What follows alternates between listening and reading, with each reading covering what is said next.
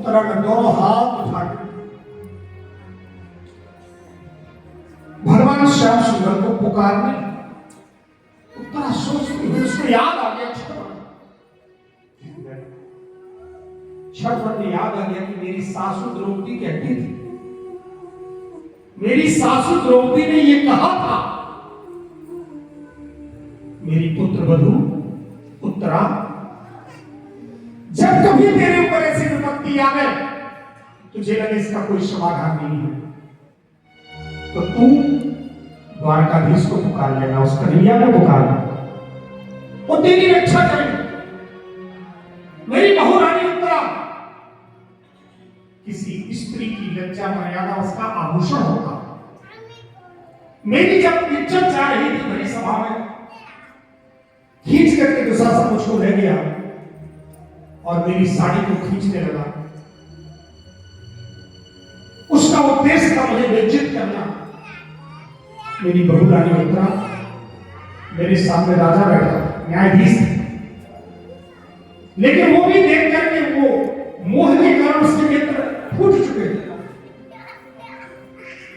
बाहर के नेत्र तो पहले से फूटे थे, अंदर से जो अंधा हो गया था मोह के कारण। दो तरह के नेत्र होते हैं, एक चर्म चक्षु जिससे हम चरम संसार को देखते हैं, और दूसरे ज्ञान चक्षु जिससे हम खुद को देखते हैं, खुद का दर्शन करते हैं, अनुभव करते हैं। उसके नेत्र ज्ञान के समाप्त हो चुके थे। धर्माचार्य बैठे थे बहू, लेकिन उन्होंने भी कुछ नहीं कहा। 5 लाख पति थे, वो भी सिर झुकाए खड़े थे। मैंने सोचा मेरी इज्जत बच जाए, तो मैं साड़ी को दांत से पकड़ती रही, हाथ से पकड़ती रही बहू रानी, लेकिन उस 10,000 हाथियों को बल रखने वाले दुशासन के सामने मेरी ताकत कहां टिकने वाली।